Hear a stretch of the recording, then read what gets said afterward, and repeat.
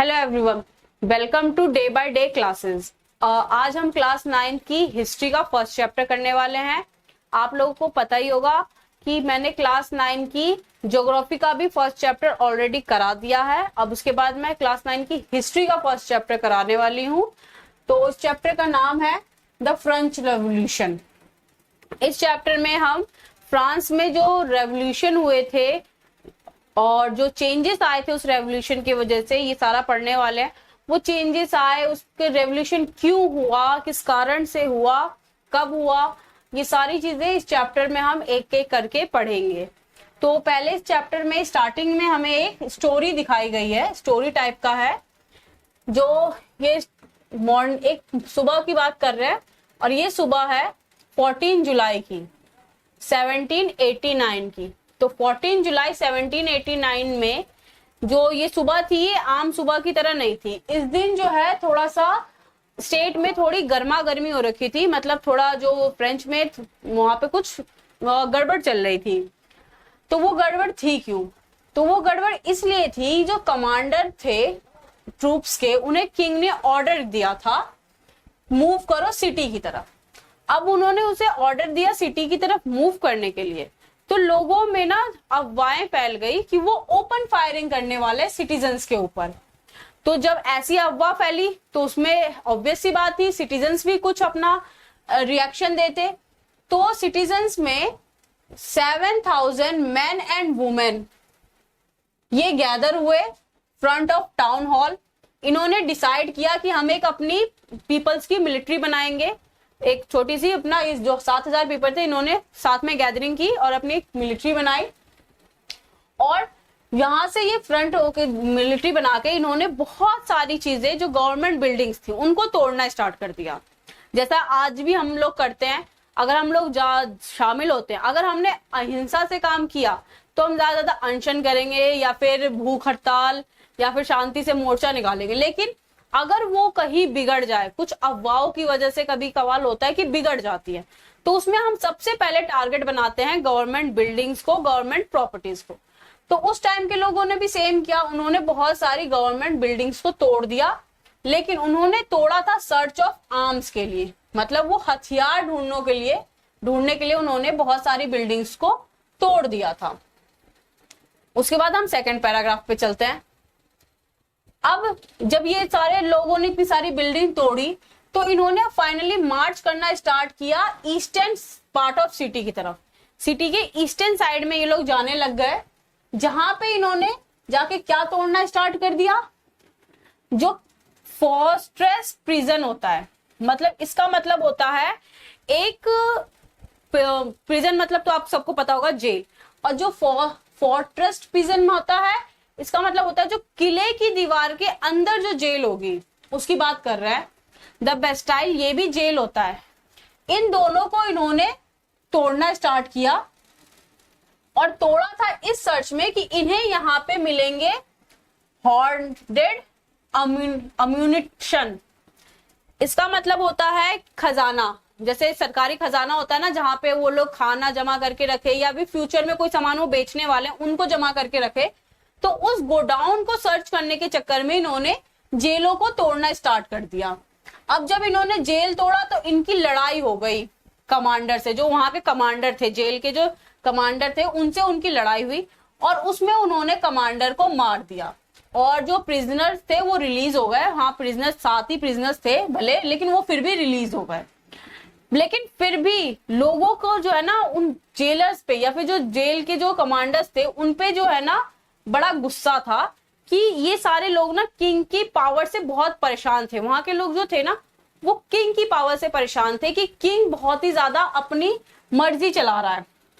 Despotic power मतलब cruel rule कर रहा है, वो लोगों की नहीं सुनता, वो अपनी मर्जी से चलता है। ऐसा कुछ जो होता है ना, जो तानाशाही हो जाती है, तो उसकी वजह से वो लोग बहुत ज्यादा परेशान थे, इसलिए इतना कुछ वो करने पे लगे हुए थे।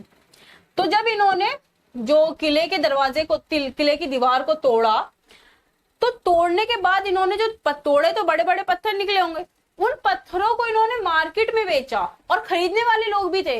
वो लोग जो इसको निशानी बना के रखना चाहते थे कि एक हिंसा हुई थी। जैसे हम लोग कहीं घूमने जाते हैं वहां से हम कुछ खरीद के लाते हैं कि उसकी निशानी के तौर पे। इन्होंने तो अपने ही राज के किलों की दीवारों को जो तोड़ा गया था या जेलों को जो तोड़ा गया था, उनके जो भी स्टोन थे उनको खरीदा कि हम इसको बाद में निशानी के तौर पे रखेंगे और लोगों को दिखाएंगे। मतलब गजबी सीन चल रहा था इनका, शौक बड़ी चीज है। The day that followed saw more. अब जैसे जैसे दिन आगे बढ़ते गए, जो ये हिंसा थी वो बढ़ती गई, और ये हिंसा सिर्फ पेरिस में नहीं बल्कि कंट्री साइड में भी बढ़ती जा रही थी।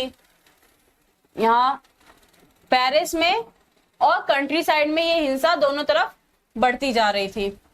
ज्यादातर लोग प्रोटेस्ट कर रहे थे कि ये हाई, जो ब्रेड के हाई प्राइस हो गए थे ना, उसके लिए कि ये ब्रेड क्यों महंगी हो गई है। ब्रेड मतलब जैसे हम लोग तो रोटी चावल खाते हैं, और काफी लोगों को पता भी, जो ईस्टर्न कंट्री होती है, सॉरी वेस्टर्न कंट्रीज होती है, वहां लोग चावल और रोटी से ज्यादा ब्रेड खाते हैं। तो अगर उनके मेन चीज जो सबके सब खाने वाले, अब हमारे यहाँ रोटी का प्राइस बढ़ जाए, माने आटे का प्राइस बढ़ जाता है अचानक से बहुत ज्यादा, तो हम तो प्रोटेस्ट करेंगे। तो उन्होंने भी ब्रेड का प्राइस बढ़ गया इसलिए प्रोटेस्ट करना स्टार्ट कर दिया। कुछ लोग इसलिए प्रोटेस्ट कर रहे थे। उसके बाद हिस्टोरियंस को पता चला कि दिस बिगिनिंग ऑफ चेन, कि इसके वजह से बहुत सारी चीजें जो है फ्रेंच में हुई थी, जो किंग से रिलेटेड थी, उस टाइम से रिलेटेड थी। तो वो सारी बहुत सारी जो हिंसा थी या चेंजेस थे जो इस चीज से रिलेटेड थे। और इसमें ये नहीं था कि हिंसा में सब सपोर्ट कर रहे थे, कुछ ही लोग सपोर्ट कर रहे थे, फिर भी ये हुआ था। तो अब ये कैसे और क्यों हुआ, हम इसके बारे में आगे पढ़ते हैं।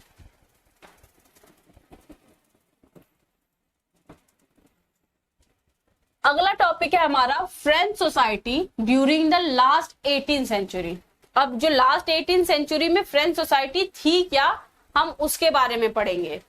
यहाँ पे आपको इस साइड की तरफ एक चार्ट दिख रहा है। ये इस चार्ट में 3 ई स्टेट्स को डिवाइड किया है। ये जो है, जो हमारी सोसाइटी होती है ना, जिसको हम डिवाइड करते हैं upper class, lower class, middle class, वैसे करके इन्होंने फ्रेंच सोसाइटी को डिवाइड कर रखा है।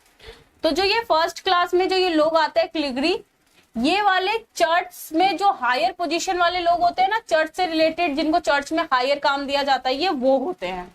सेकंड पे नोबेलिटी, बताने की जरूरत तो मुझे नहीं लगती लेकिन बता देती हूँ, जो किंग से रिलेटेड लोग होते हैं, किंग की फैमिली मेंबर्स या फिर वो उनके जो मिनिस्टर वगैरह, वो इस सब में आते हैं। और बेचारे थर्ड में जो फंस गए वो बिजनेसमैन हुए, मार्चेंट हुए, कोर्ट के सरकारी लोग और बाकी सर्वेंट्स जो भी थे, वो सारे थर्ड कैटेगरी में आ रहे थे। थर्ड कैटेगरी में भी 3 कैटेगरी दिखाई जा रही है। एक में बड़े बिजनेसमैन, मार्चेंट और कोर्ट ऑफिसर, मतलब हाई लोग। फिर जो है खेती करने वाले लोग और आर्टिस्ट लोग थे। और जो लास्ट में छोटे किसान और लैंडलेस लेबर और सर्वेंट आते थे। अब यहाँ पे हम इस आगे के पैराग्राफ में ये जानने वाले हैं कि ये जो सोसाइटी के जो डिवीजन हुआ था, इससे टैक्स पे क्या असर पड़ रहा था और टैक्स का असर इन पे क्या पड़ रहा था, ये चीज हम इस पैराग्राफ पे देखने वाले हैं। तो स्टार्ट करते हैं। तो यहाँ पे जो स्टार्टिंग हुई है, यहाँ पे बताया गया है, थोड़ा पेन का कलर चेंज कर रही हूँ, सॉरी। यहाँ पे लुइस 74 जो थे, सॉरी लुइस 74 नहीं, लुइस 16 1774 में किंग बने। 1774 में लुइस 16 किंग बनते हैं। वो भी बर्बन फैमिली के थे। बर्बन बिस्किट खाते हैं ना हम लोग, तो उसी नाम पे बर्बन फैमिली के थे। और ये किंग के ही बेटे थे जो बाद में किंग बने थे। जैसे राजा का बेटा राजा बनता है ना, तो ये भी उसी फैमिली से बिलोंग करते थे, किंग की फैमिली से। और इनको फिर किंग मतलब पोजीशन मिल गई थी, किंग की थ्रोन मिल गया था। 20 साल की उम्र में राजा बन गए। शादी हुई। शादी भी इनकी जो है प्रिंसेस से हुई, मारिया एंटोनिटी से, जो कि ऑस्ट्रियन की प्रिंसेस थी, उनसे इनकी शादी हो गई। उसके बाद अब ये किंग बन गए, इनकी शादी हो गई, सब कुछ तो यहाँ पे लग रहा है कि हाँ अच्छा हो रहा है इस 20 साल के लड़के के साथ। लेकिन नहीं, बेचारे जब किंग बने, इन्हें पता चला इनका तो पूरा खाली है खजाना। जो भी सरकारी खजाना था वो खाली हो चुका था इनका। इनके लिए इनके ऊपर वालों ने, मतलब जो इनके फादर या ग्रैंडफादर जो भी थे, इनकी फैमिली के जो पहले किंग थे, उन्होंने कुछ छोड़ा ही नहीं था, सब कुछ खत्म था। जो वॉर चल रही थी बहुत साल से फ्रांस में, वो उस वॉर ने पूरे खजाने को निचोड़ लिया था, कुछ बचा ही नहीं था खजाने में। और उस वॉर के बाद खजाना तो खत्म हुआ ही हुआ, उसके साथ जो चीजें हुई थी, जैसे कि हमने पढ़ा भी कि तोड़ा गया था बहुत सारी चीजें, उस मेंटेनेंस में काफी कुछ हद तक उनका जो पैसा आता भी था टैक्स से, वो उनके मेंटेनेंस में ही लग जाता था। जैसे कि यहाँ पे आपको दिखाया गया है कि ये पैलेस ऑफ वर्सिलिया जो है, इसके मेंटेनेंस में इनका बहुत कुछ लग रहा था। उसके बाद लुइस 16 के हेल्प से ही 13 अमेरिकन कॉलोनीज ने अपने इंडिपेंडेंस को गेन किया था। तो ये इंपॉर्टेंट है कि लुइस 16 जो थे उन्होंने क्या किया था, उनकी हेल्प से ही जो 13 अमेरिकन कॉलोनीज थी, मतलब कॉलोनीज मतलब गुलाम कंट्रीज, उन्होंने अपना इंडिपेंडेंस जो है पाया था। और इनके कॉमन एनिमीज थे, मतलब इन 13 अमेरिकन कंट्री के भी और जो फ्रेंच थे उनके भी, इन दोनों का एक ही कॉमन दुश्मन था, और वो था द ग्रेट ब्रिटेन। ये सभी का दुश्मन था, कॉमन दुश्मन था। अब कॉमन दुश्मन से लड़ाई हो रही थी, ऑब्वियस सी बात है दुश्मन का दुश्मन दोस्त होता है। तो इन्होंने हेल्प कर दी उन 13 कंट्रीज को अपनी इंडिपेंडेंस पाने के लिए। फिर इस वॉर ने जो है इनके ऊपर कर्जा चढ़ा दिया। कितने का कर्जा चढ़ा दिया? बिलियन लिवरीज। लिवरीज मतलब होता है उस टाइम की करेंसी का नाम है ये। इतने का तो कर्जा उसमें ऐड था ही, उसके साथ और इनका कर्जा ऐड हो गया 2 बिलियन लिवरीज का। अब जब इसने कर्जा दिया था, जो भी कर्जा देने वाला था उसने एक बार दिया, दूसरी बार दिया, तो अब उसको थोड़ा सा डर हो जाएगा कि भाई कर्जा वापस मिलेगा नहीं मिलेगा, क्या होगा क्या नहीं होगा। उसके चक्कर में इन्होंने जो कर्जदार मतलब कर्जा देने वाला था, जो लैंडर था, उसने इसके 10% इंटरेस्ट कर दिए। मतलब जो भी ये इंटरेस्ट था उसको 10% कर दिया। 10% इंटरेस्ट भरना लोन का बड़ी बात थी। तो जो फ्रेंच के गवर्नमेंट थे वो बड़े ही ज्यादा परेशान हो गए थे। उनकी जो ह्यूज अमाउंट थी ना, वो भी उसमें मिला दो तो भी उसमें नहीं जा रहा था। टैक्स भी उन्होंने बढ़ा दिया, फिर भी उनका कर्जा खत्म होने का नाम ही नहीं ले रहा था।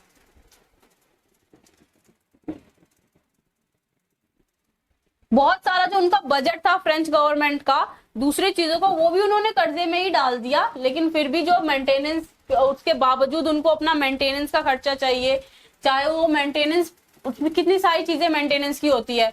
जो cost of maintaining army, the court, the running of government offices, universities and state was forced to increase tax. इन सब के मेंटेनेंस के लिए जो टैक्स था उसे बढ़ा दिया गया। Yet even this measure would not have sufficed. इतना बढ़ाने के बावजूद, कटाई बजट, सरकारी बजट की कटाई करने के बावजूद जो इंटरेस्ट था या फिर जो लोन था उसको लिए पैसा पूरा नहीं पड़ रहा था। तो जो फ्रेंच सोसाइटी थी 18th सेंचुरी में, वो 3 हिस्सों में डिवाइडेड थी। मैंने ये 3 हिस्से अभी आपको बताए थे। एक जो चर्च के लोग होते थे, हायर पर्सन्स, दूसरा नोबेलिटी, और तीसरे आते थे बिजनेसमैन, मार्चेंट, पीजेंट्स और आर्टिशियन और लेबर्स जो भी थे, ये सारे तीसरी कैटेगरी में आते थे। तो जो टैक्स देने का सिस्टम भी था ये इन 3 ग्रुप्स में अलग अलग डिवाइडेड था। वो कैसे था? Society was state was part, the society of state was part of federal system. तो जो सोसाइटी जो हुई थी ये डिवाइडेड, वो फेडरल सिस्टम में हुई थी मिडिल एज में। तो जो ओल्ड रीजन था वो यूजुअली डिस्क्राइब किया जाता है सोसाइटी के इंस्टीट्यूट में, जो 1789 के हिसाब से उसको डिस्क्राइब किया जा रहा था। अब ये जो सिस्टम था, जो 3 लोग थे, ये ऐसा था कि इसमें तीनों जो ग्रुप थे वो एक इक्वालिटी में टैक्स नहीं पे करने वाले थे। उसमें कोई ऐसा ग्रुप था जो ज्यादा करेगा, कोई कम करेगा, कोई बिल्कुल नहीं करेगा। तो हम ये जानते हैं कौन ज्यादा कर रहा था, कौन कम कर रहा था।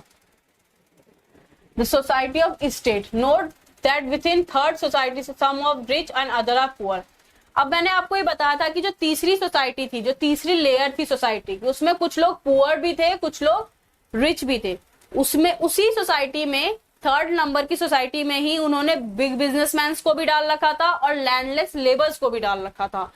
तो जो भी टैक्स उस एक ग्रुप को भरना पड़ता था वो तीनों को ही भरना पड़ता था, चाहे वो बिजनेसमैन हो, आर्टिशियन हो, पीजेंट्स हो या फिर लैंडलेस लेबर हो, उन सबको वही टैक्स, सेम टैक्स भरना पड़ता था।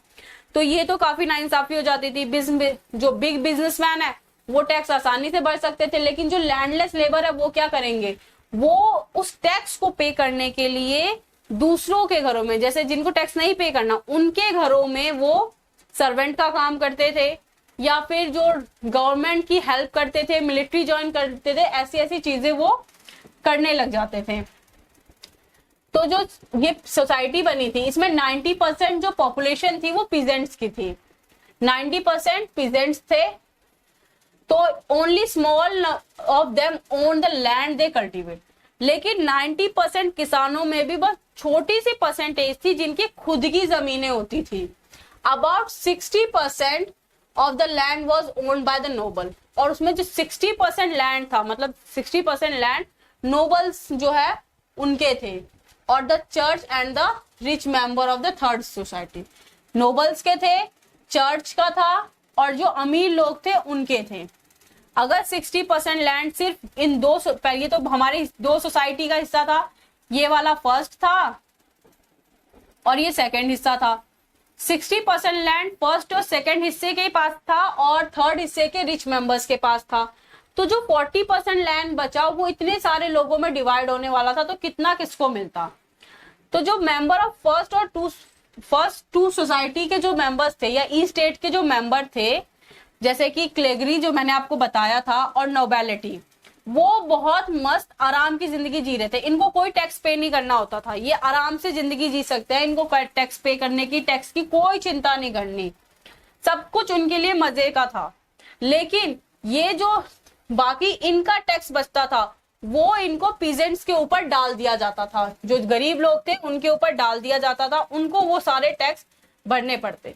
अगर वो बाई चांस टैक्स नहीं भर पाते तो उन्हें सर्विस करनी होती थी उनके लैंड के घर में, चाहे वो सर्विस उनके घर में काम करके हो, उनके खेत में काम करके हो, या फिर आर्मी में जाके हो, या फिर रोड्स बनाने में हो। मतलब गवर्नमेंट के में काम करो या फिर जो नोबेलिटी है उनके में काम करो, तब आपको टैक्स से छुटकारा मिलेगा। फिर जो चर्च था उसका भी कुछ शेयर होता था उस टैक्स में, जो टैक्स वो पे कर रहे थे उसमें कुछ हिस्सा चर्च को मिल जाता था। तो वो हिस्सा होता था 1/10%, जो हिस्सा था वो चर्च को मिल जा रहा था। 1/10 चर्च को मिल जाता था, और जो ये 1/10 था इसको कहा जाता था ट्रिथ्स। मतलब जो टैक्स चर्च को मिलेगा उसे हम ट्रिथ्स कहेंगे। और जो बाकी डायरेक्ट टैक्स था, जो बाकी जो डायरेक्ट टैक्स था जो स्टेट्स को जा रहा था उसे हम कहते थे टाइल्स। और इसके अलावा भी बहुत सारे इनडायरेक्ट टैक्स थे जो भरने पड़ते थे रहने के लिए, रोज के, जैसे कि रोज की जिंदगी में अगर आपने नमक खा लिया उसके लिए भी आपको टैक्स देना है। टबैको कर रहे हो भाई, थोड़ा सा स्मोकिंग चलता ही था उन लोगों का, टेंशन है तो चलेगा ही। तो आपकी रोजमर्रा की जो छोटी छोटी चीजें होती थी ना उन पे भी इनको टैक्स पे करना पड़ता था। तो इसमें आपको दो चीजें तो जो मेन है वो याद रखनी है कि जो हम चर्च को टैक्स भरते थे उसे ट्रिथ्स कहते थे, और जो बाकी डायरेक्ट टैक्स जो जाता था स्टेट को उसे टाइल्स कहते थे। ये दो टाइप के टैक्स उस टाइम के गवर्नमेंट को पे करना पड़ता था, जो मतलब गवर्नमेंट को हम जो वहां के नॉर्मल लोग थे वो पे करते थे। और ये सारा टैक्स जो पे किया जा रहा था ये सबका सब जो थर्ड पार्ट था, मतलब जो थर्ड ई स्टेट था, सोसाइटी का थर्ड हिस्सा, उसी से पे करवाया जा रहा था। This poor follow bring everything grain food salad to the look। यहाँ पे ये हो गया, ये कुछ एक चार्ट है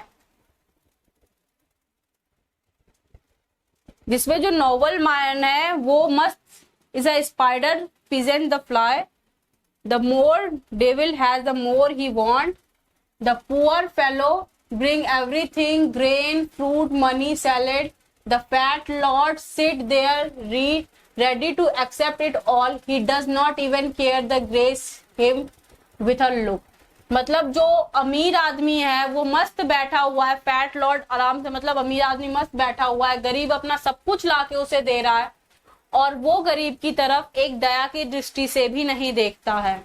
जो नॉवल मैन है वो स्पाइडर है और वो पूरा प्रेजेंट्स के ऊपर, उन्होंने जो प्रेजेंट्स है वो फ्लाई है, मतलब मक्खी है। जाल बिछ रहा है नॉवल मैन का, मक्खी उसमें आके चिपक जाएगी।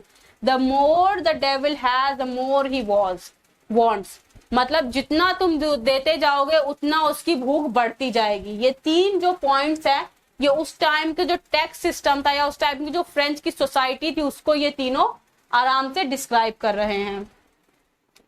इसके बाद जो नेक्स्ट टॉपिक है वो हम अगले पार्ट में कवर अप करेंगे। तब तक के लिए बाय।